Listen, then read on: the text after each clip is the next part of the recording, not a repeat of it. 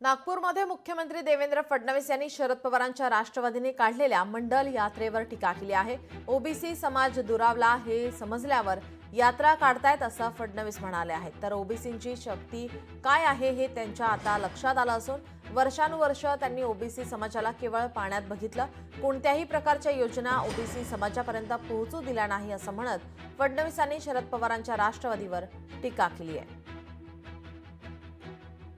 ओबीसींची शक्ती काय आहे हे त्यांच्या लक्षात आलेलं आहे। वर्षानुवर्ष जे त्यांनी ओबीसी समाजाला केवळ पाण्यात बघितलं, कुठल्याही प्रकारच्या योजना ओबीसी समाजापर्यंत पोहोचू दिल्या नाहीत, ओबीसी समाजाला केवळ भाषणाचं राजकारण त्यांनी दिलं आणि म्हणून आज ज्यावेळी ओबीसी समाज हा दुरावला आहे असं लक्षात आलं तर आता ते यात्रा काढतायत।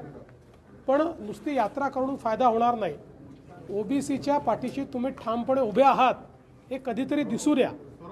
ज्यावेळी ओबीसींवर संकट येतं त्यावेळी मात्र तुमची भूमिका नरोवा कुंजरोवा असते, हे ओबीसींनी बघितलेलं आहे।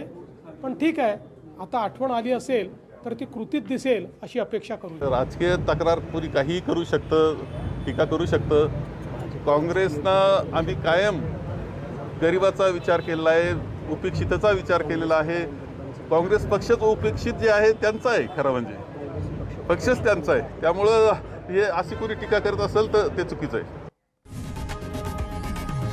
लोकशाही मराठी ऐका, पहा, जागरूक रहा।